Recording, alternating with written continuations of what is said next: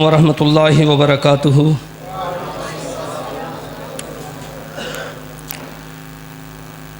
الحمدللہ الواحد القہار، والصلاة والسلام علی سید الابرار، اما بعد فاعوذ باللہ السمیع العلیم من الشیطان الرجیم، بسم اللہ الرحمن الرحیم۔ لو انزلنا ھذا القرآن علی جبل لرأیتہ خاشعا متصدعا من خشیۃ اللہ۔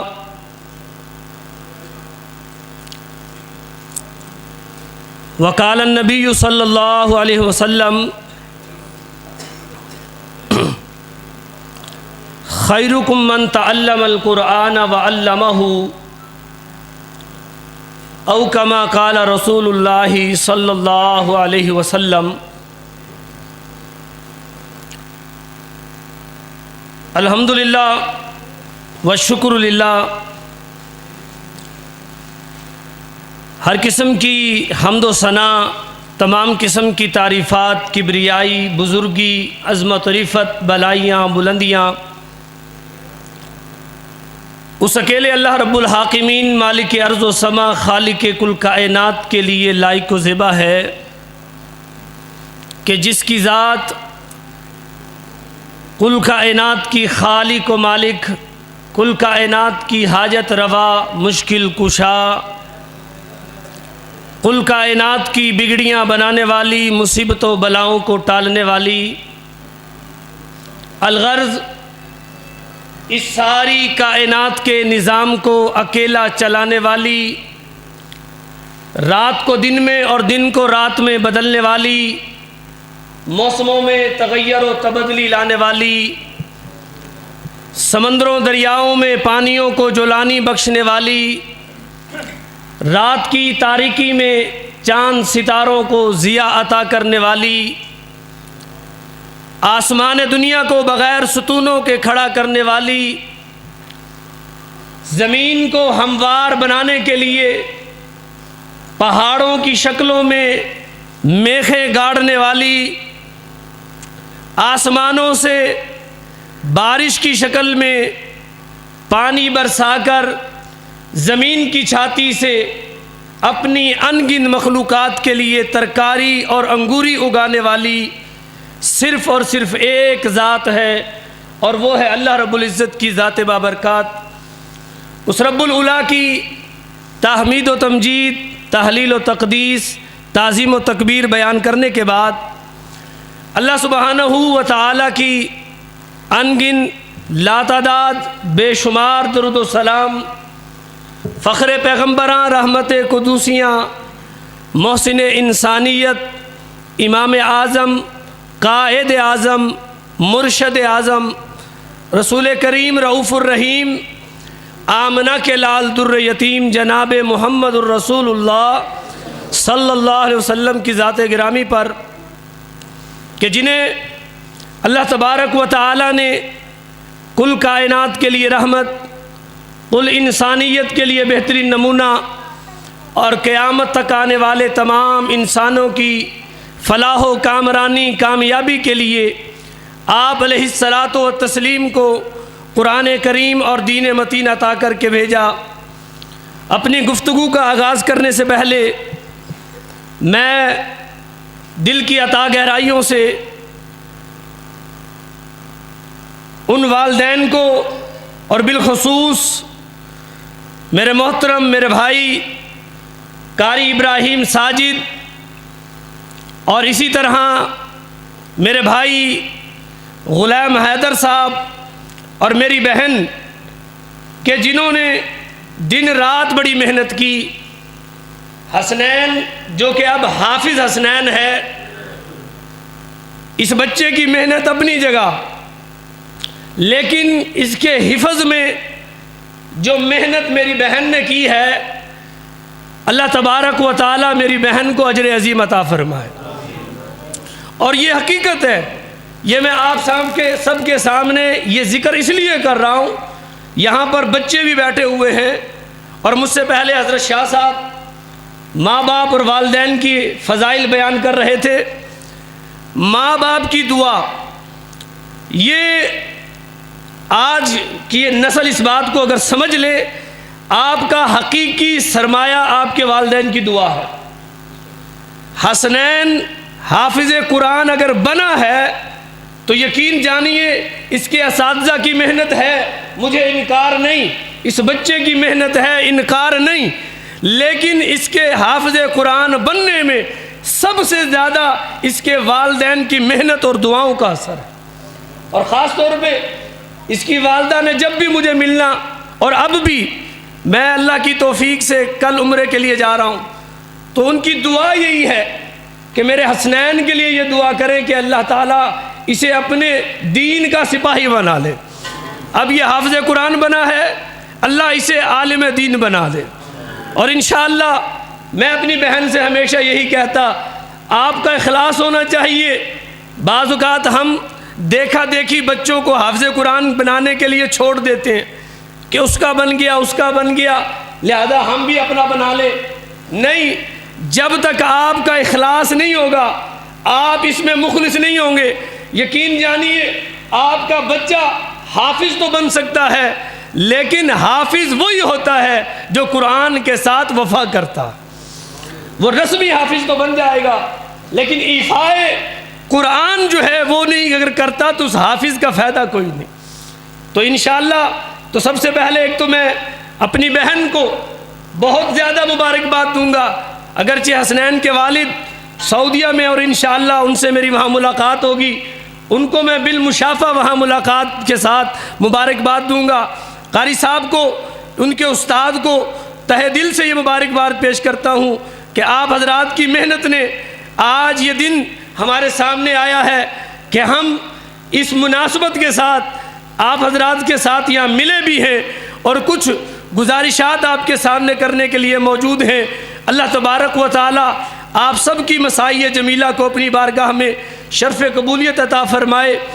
آج کا یہ پروگرام آپ حضرات کے علم میں ہے کہ وہ خوش نصیب بچے جنہوں نے اپنے سینوں کے اندر اللہ تبارک و تعالی کی اس عظیم کتاب کو محفوظ کیا ہے، یاد کیا ہے حفظ کے ذریعے، یہ وہ عظیم کارنامہ ہے، وہ عظیم عمل ہے کہ حضرات گرامی قدر جسے اللہ تبارک و تعالی یہ سعادت نصیب فرما دے، جناب رسول اللہ صلی اللہ علیہ وسلم نے اسے کائنات کا بہترین انسان کہا۔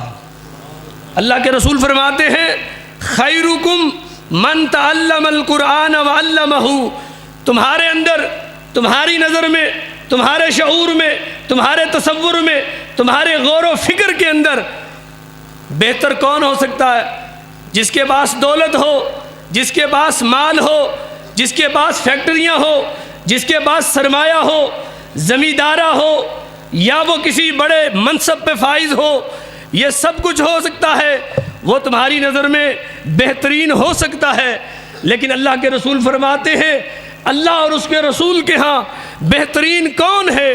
فرمایا بہترین وہ ہے جو قرآن سیکھتا ہے، قرآن سکھاتا ہے، جو قرآن پڑھتا ہے، قرآن پڑھاتا ہے۔ میں نے جمعے میں بھی یہ بات کہی کہ ابھی اتفاق کی بات ہے، یہ شعبان گزر رہا ہے، رمضان آ رہا ہے، رمضان شہر القرآن ہے، قرآن کا مہینہ ہے۔ یقین جانیے قرآن کے اس مہینے کا ادب یہ ہے، قرآن کے اس مہینے کا احترام یہ ہے، قرآن کے اس مہینے کی قدر یہ ہے کہ ہم قرآن کے قاری بنے ہیں۔ ہم قرآن کے سامع تو ہیں، قاری نہیں ہیں۔ قرآن سنتے تو ہیں، کبھی کبھی موبائل پہ سن لیا، کہیں لگا ہوا سن لیا، ہاں جی ہم سامع ہیں، لیکن اس وقت میجورٹی، ہماری اکثریت قرآن کی قاری نہیں ہے۔ اور ہم نے یہ ذمہ داری کن کو دے دی ہے؟ مسجد میں بیٹھے مولوی کو، مدرسے میں پڑھنے والے طلباء کو، کہ جناب والا یہ قرآن پڑھیں، قرآن پڑھائیں، ہم اس سے آزاد نہیں نہیں نہیں۔ یہ قرآن کا مطلب کیا ہے؟ میں ہر جگہ جب قرآن کے بارے میں بات کرتا ہوں یہ بات لازمی طور پر کہتا ہوں، ہم نے قرآن کو سمجھا ہی نہیں، ہم نے قرآن کے تعارف کو جانا ہی نہیں۔ اللہ اس کا نام کچھ بھی رکھ سکتے تھے، اس سے پہلی کتابوں کے نام اللہ نے رکھے، زبور رکھا، انجیل رکھا، تورات رکھا اور صحف رکھے، لیکن آخری کتاب کا نام اللہ نے قرآن رکھا۔ جانتے ہو قرآن کا مطلب کیا ہے؟ قرآن کا معنی کیا ہے؟ قرآن کا معنی یہ ہے کہ جو بار بار پڑھی جائے، سال بعد پڑھی جائے وہ قرآن نہیں، جو ہر دن پڑھی جائے، ہر وقت پڑھی جائے، اور جس سے صبح بھی ہو، جس سے رات بھی ہو، جس سے معاش بھی ہو، جس سے معاشرت بھی ہو، وہ قرآن ہے۔ اگر تیری معاشرت کے اندر، تیری معاشیت کے اندر، تیری تعلیم کے اندر، تیری سیاست کے اندر قرآن نہیں تو پھر تو خالی ہے۔ اور یہ بات بھی میں نہیں کہہ رہا، اللہ کے رسول صلی اللہ علیہ وسلم نے فرمایا جس آدمی کے سینے کے اندر رب کا قرآن نہیں ہے، فرمایا اس آدمی کا سینہ وہ آدمی ایسا ہے جیسے ویران گھر ہو، ویران گھر کی طرح۔ حضرات گرامی قدر، یہ اتنی عظیم کتاب جس کا نام اللہ نے قرآن رکھا، کیا نام رکھا؟ قرآن رکھا۔ ہائے ہائے، ہم حاملین قرآن ہیں، ہم قرآن کے اٹھانے والے ہیں، ہم قرآن سے ناطہ جوڑنے والے ہیں، اور بات یہ ہے کہ ہم قرآن کے قاری کیوں جی؟ یہاں جتنے لوگ بیٹھے ہیں، آپ کو یہ بات میں شرمندگی کے لیے نہیں کہہ رہا، اور یہ بات صرف اس لیے میرا یہ فرض ہے کہ میں آئینہ خود بھی دیکھوں، آپ کو بھی دکھاؤں۔ اور رمضان سے پہلے آپ دیکھیے، کسی کو کہا جائے نا قرآن کی تلاوت کرو تو وہ قرآن پکڑے گا اور دیکھے گا، اور مجمع اگر ہو تو وہ گھبرا بھی جاتا ہے۔ کیوں؟ حضرت جی قرآن تو پڑھنا ہی نہیں آتا۔ پڑھا ہوا تو ہے، بہت پہلے پڑھا تھا، بچپن میں پڑھا تھا قاری صاحب سے، تلفظ صحیح نہیں ہے، معاملہ ٹھیک نہیں ہے، تو لہذا معذرت ہے۔ گانا وہ ڈٹائی کے ساتھ، کیا آپ نہ بھی کہیں گانا سنا دے گا، اس میں تلفظ ہو یا نہ ہو۔ اور نہیں میرے بھائی، یہ قرآن کتنی عظمت والی کتاب ہے، ہم نے اس کو جانا نہیں۔ میں اس کے 2 حوالے بس آپ کے سامنے رکھوں گا اور اپنی بات کو پھر ختم کروں گا۔ اس کی عظمت بحیثیت مسلمان کے، اس کی عظمت کے لیے اتنا ہی کافی ہے کہ یہ تنزیل من رب العالمین ہے، یہ عرش والے کی طرف سے آئی ہے، یہ اس کا کلام ہے، اس کا اتارنے والا تیرا میرا خالق ہے، اس کا اتارنے والا تیرا میرا مالک ہے، اس کا اتارنے والا تیرا میرا حاکم ہے۔ اس کی عظمت کے لیے اتنی ہی بات کافی تھی، لیکن ہم نے اس کو سمجھا نہیں۔ میرے رب نے اس کی عظمت سمجھانے کے لیے قرآن کے اندر فرمایا لو انزلنا ھذا القرآن، او لوگو، او امت محمدیہ، یہ جو قرآن ہے، یہ جو کتاب ہے جو میں نے تمہیں دی ہے، یہ وہ کتاب ہے اس دنیا کو بنانے سے پہلے، اس کائنات کو بنانے سے پہلے۔ اور حدیث میں آتا ہے زمین و آسمان کی تخلیق سے 2000 سال پہلے اللہ نے قرآن کی تلاوت کی، قرآن کو پڑھا، قرآن کی سورہ رحمان کو پڑھا۔ اللہ نے جب اس کی تلاوت کی، ملائکہ نے اللہ سے جب اس کی تلاوت کو سنا اور انہوں نے کہا یہ اتنی عظیم کتاب ہے، یہ اتنی عظیم کتاب ہے، انہوں نے کہا مبارکباد کے مستحق ہے کون؟ فرمایا وہ منہ جو اس کی تلاوت کرے۔ فرشتوں نے کہا ابھی یہ امت آئی نہیں، کتاب ملی نہیں، کہا اتنا حسین کلام، اتنا جمیل کلام، اتنا پرتاثیر کلام یہ جس امت کو ملے گا اور جو اس کو پڑھے گی اس پڑھنے والوں پر مبارکباد، اور کہا اس سینوں کو مبارکباد۔ قاری صاحب، اللہ نے آپ کو قاری بنایا، آپ کے ذریعے اللہ نے یہ سلسلہ چلایا۔ ہاں آپ وہ خوش نصیب لوگ ہو جن کے بارے میں کائنات کے بننے سے 2000 سال پہلے رب کے ملائکہ نے کہا تھا خوش قسمت ہیں، توبہ، خوشخبری ہے ان سینوں کے لیے جو جن اپنے سینوں کے اندر اس کتاب کو محفوظ فرمائے۔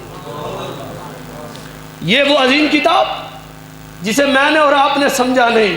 اللہ کہتے ہیں لو انزلنا ھذا القرآن، اگر ہم اس قرآن کو، اس کتاب کو، اس فرقان کو، اس حکیم کو اگر اتارتے کس پر؟ علی الجبال، پہاڑوں کے اوپر، پہاڑوں پر اتارتے۔ پہاڑ دیکھے ہیں آپ؟ کیوں جی پہاڑ دیکھے ہیں؟ سوشل میڈیا کا دور ہے، کئیوں نے تو موبائل کی سکرین پر، ٹی وی کی سکرین پر دیکھے۔ اگر کوئی اسلام آباد گیا ہے تو اس نے کلر کا ہار میں دیکھے ہوں گے، اسلام آباد میں دیکھے ہوں گے، پہاڑ دیکھے ہیں۔ اور ابھی میں نے آغاز میں کہا تھا رب ذوالجلال نے یہ پہاڑ بنائے کس لیے؟ زمین کو متوازن کرنے کے لیے، ہموار کرنے کے لیے، کہ میرا بندہ چلے ڈگمگائے نہ، میرا بندہ اس پہ جب چلے گر گرائے نہ۔ یہ کس لیے؟ اسے ہموار کرنے کے لیے۔ جس طرح ہم کسی چیز کو ہموار کرنے کے لیے کیلے ٹھوکتے ہیں، میخے ٹھوکتے ہیں، اللہ نے زمین کو ہموار کرنے کے لیے پہاڑوں کو میخے بنا کر گاڑ دیا۔ کتنے بڑے بڑے پہاڑ ہیں، کتنے بڑے بڑے پہاڑ ہیں۔ دنیا کا سب سے بڑا پہاڑ آپ کے ملک کے اندر ہے، جسے کیٹو کہا جاتا ہے۔ حضرات گرامی قدر، کیٹو پہاڑ دیکھا ہوگا۔ یہ اتنے بڑے بڑے پہاڑ، اللہ کہتے ہیں اگر اس کتاب کو، اس قرآن کو میں پہاڑوں پہ نازل کر دیتا، اس قرآن کی عظمت اور میری خشیت سے یہ بڑے بڑے پہاڑ بھی ریزہ ہو جاتے ہیں۔ اور ایک ہم نے اس کو اٹھایا، ہم نے اس کی عظمت کو نہیں سمجھا۔ حضرات، اس سے نسبتیں جس کی ہوئی، اللہ نے کتنی عظمتیں دی، کبھی آپ نے سوچا؟ حضرات، اللہ نے اس قرآن کو جس مہینے میں نازل کیا، اس قرآن کی نسبت سے وہ مہینہ سارے مہینوں کا سردار بن گیا۔ کون سا مہینہ؟ رمضان کا مہینہ۔ شہر رمضان الذی انزل فیہ القرآن۔ اللہ نے قرآن کو اتارا رمضان کے اندر۔ رمضان قرآن کی نسبت سے سارے مہینوں کا سردار بن گیا۔ اس قرآن کو اللہ نے جس رات میں اتارا، حضرات اس قرآن کی عظمت کا اندازہ لگائیے گا۔ جس رات میں یہ قرآن اترا، اللہ نے اس رات کو ساری راتوں کی سردار بنا دیا۔ لیلۃ القدر خیر من الف شہر بنا دیا، کہ 1000 مہینے کی عبادت سے بہتر ہے، برابر نہیں ہے۔ حضرات گرامی قدر، یہ قرآن جس سرزمین پر اترا، اللہ تبارک و تعالیٰ نے اسے دنیا کے سارے شہروں کا، ساری بستیوں کا سردار بنا دیا، ام القریٰ بنا دیا، ساری بستیوں کی ماں بنا دیا۔ حضرات گرامی قدر، یہ قرآن کریم جو فرشتہ لے کر آیا، اللہ نے اس فرشتے کو سارے فرشتوں کا سردار بنا دیا۔ حضرات گرامی قدر، اس کی عظمت کا اندازہ لگانا چاہتے ہو، یہ قرآن کریم ہے، جو اس کو یاد کر لے، جو اس سے ناطہ جوڑ لے، جناب رسول اللہ فرماتے ہیں خیرکم من تعلم القرآن وعلمہ، وہ سب سے بہترین ہے، وہ سب سے اعلیٰ ہے۔ یہ عظمت قرآن ہے۔ لیکن افسوسناک امر یہ ہے کہ ہم نے حاملین قرآن کو، اور جنہوں نے اپنے سینوں میں قرآن کو محفوظ کیا، ہم نے ان کی قدر نہیں کی۔ ہم نے ان کے ساتھ کیا سلوک رکھا؟ ہمارے ہاں 2 طبقے ہیں۔ ایک طبقہ تو وہ ہے جو ان کی عزت افزائی کرتا ہے، جو انہیں حوصلہ دیتا ہے، جو ان کی کاموں کو سراہتا ہے، اور ایک طبقہ وہ ہے جو مانتا بھی ہے کہ یہ بڑا عظیم کارنامہ ہے، یہ بہت عظیم مقام ہے، یہ کوئی معمولی کام نہیں ہے۔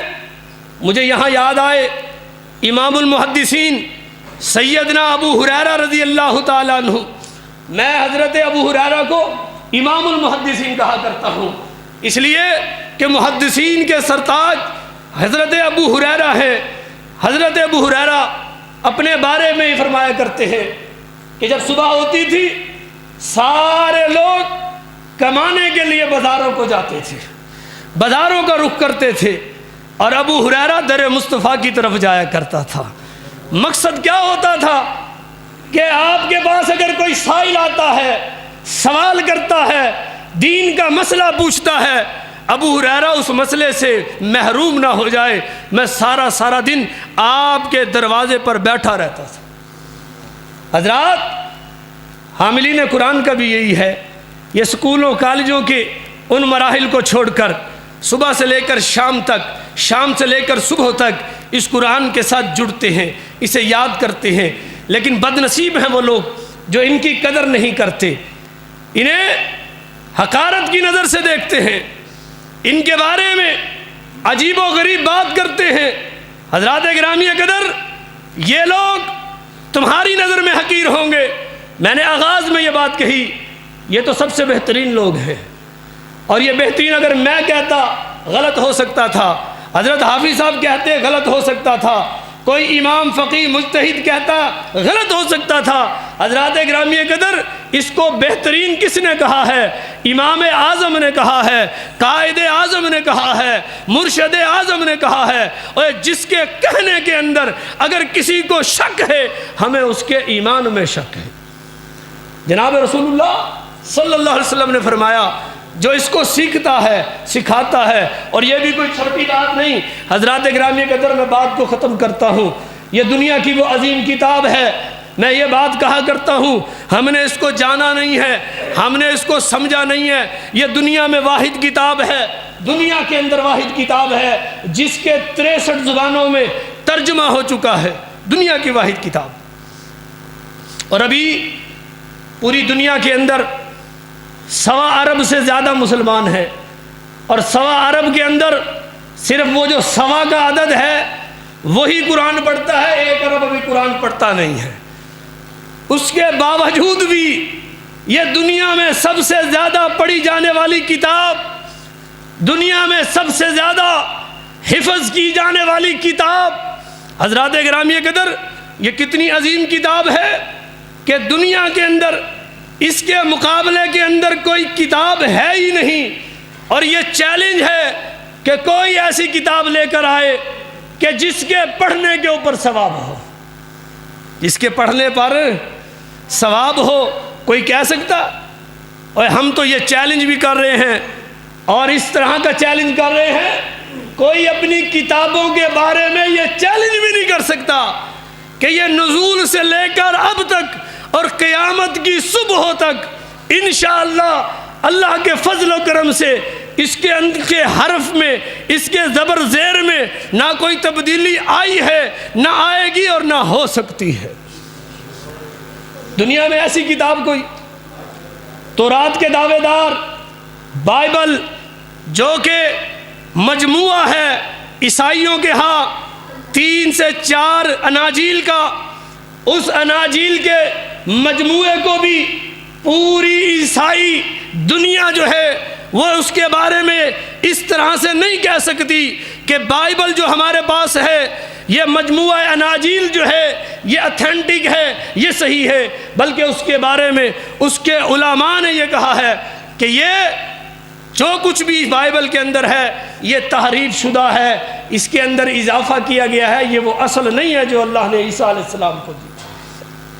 حضرات، یہ اتنی عظیم کتاب، اتنی عظیم کتاب کہ آج کے دور کے اندر اللہ کے نبی صلی اللہ علیہ وسلم نے فرمایا، مجھ سے پہلے انبیاء کو اللہ نے ایسے ایسے معجزے دیے کہ ان معجزوں کو دیکھ کر لوگ ایمان لایا کرتے ہیں، ایمان لایا کرتے تھے۔ آپ نے دیکھا حضرت صالح علیہ السلام کو اللہ نے اونٹنی دی، آپ حضرات نے دیکھا جناب موسیٰ علیہ السلام کو اللہ نے عصا دیا۔ حضرات گرامی قدر، حضرت عیسیٰ علیہ السلام اپنا ہاتھ پھیرتے تھے، مادر بدر جو نابینا ہوتا اللہ اسے بینائی عطا فرما دیتے، کوڑ کے مرض والے پہ ہاتھ پھیرتے اللہ اسے شفا یابی عطا فرما دیتے۔ یہ وہ معجزے تھے جو اللہ نے انبیاء اور رسول کو دیے، لیکن اللہ کے نبی کہتے ہیں اللہ نے مجھے جو معجزہ دیا وہ معجزہ ایسا ہے، اور وہ معجزہ قرآن کا معجزہ ہے جو قیامت تک اپنی تاثیر کے اعتبار سے باقی رہے گا۔ اور آج بھی یہی ہے کہ قرآن کو پڑھا جائے، قرآن کو سمجھا جائے، قرآن کی عظمت کو جانا جائے۔ شہر القرآن سے پہلے عظمت قرآن کے اس پروگرام کی مناسبت سے یہی بات کہوں گا خود کو بھی اور آپ کو بھی کہ قرآن کے قاری بنیے، قرآن کے قاری بنیے۔ قاری کا مطلب یہ نہیں ہوتا کہ آپ لازمی طور پر جو ہے تجوید کے ساتھ جو ہے نا بہت خوبصورت آواز میں پڑھیں گے تو آپ قاری ہوں گے۔ قاری کا مطلب ہوتا ہے قرآن پڑھنے والا۔ قرآن کی تلاوت کیجئے، قرآن کی تلاوت کو اپنا معمول بنائیے۔ آج کی اس مجلس کے اندر یہ عہد کر کے جائیے، یہ اقرار کر کے جائیے کہ ہم انشاءاللہ رمضان کے آنے سے پہلے اپنی روزمرہ کی اس زندگی کے اندر ایسی ترتیب مرتب کریں گے کہ اس کے اندر قرآن کی تلاوت شامل ہوگی۔ اللہ سے دعا ہے کہ اللہ تبارک و تعالی ہمیں قرآن سمجھنے کی، قرآن پڑھنے کی، قرآن پر عمل کرنے کی اللہ توفیق عطا فرمائے۔ وآخر دعوانا ان الحمد للہ رب العالمین۔